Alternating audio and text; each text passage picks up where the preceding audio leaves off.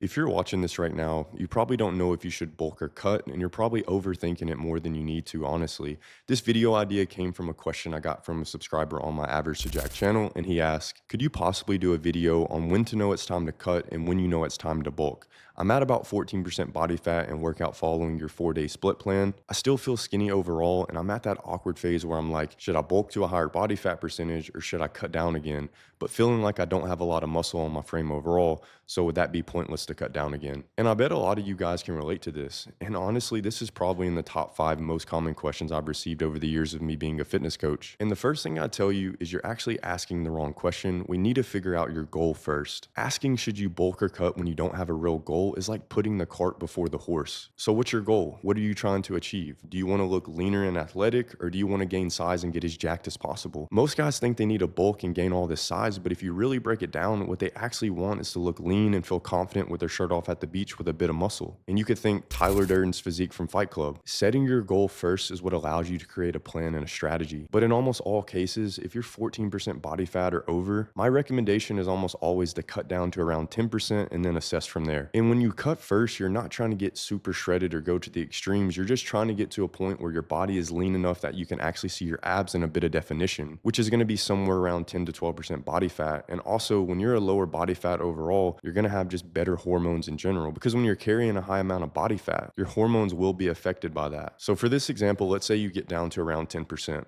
From that point, you don't need to go on some aggressive bulk, because once again, fat gain is going to mess with your hormones, or should I say a lot of fat gain, because when you go on a bulk, fat gain is going to be inevitable. But you should just start building slowly. So a small calorie surplus, maybe 200 to 300 extra calories a day, and then consistent training, progressive overload, and patience. Just all the things I teach on the Average to Jack channel. And then when you start to look soft again, you tighten things up for a few weeks. So a mini cut, and then you go back to building. So let's recap that again. Cut down to around 10 to 12% body fat, so you got a bit of definition and you can see some abs. And then if you're not satisfied with your physique, meaning you want more muscle, then go on a lean bulk. After a few months, or once you start adding too much fat, do a mini cut again, and then just keep repeating the process. If you actually stick to that instead of constantly switching directions every few weeks, you'll eventually look up a year or two later and realize you've literally built the physique you've always dreamed of. But to be completely straight up with you, most guys don't have patience and they just want instant gratification. And the last thing I'll leave you guys with is focus on the big picture. Yes, you might feel skinny temporarily, but it's part of the process. Stick to the plan and reflect on the vision daily. I really hope this helps you out, bro. And if you want me to answer one of your questions in a future video, then leave it below. And if you're looking for a step-by-step program that's going to work no matter your starting point or equipment level, check the link in the pinned comment. Peace.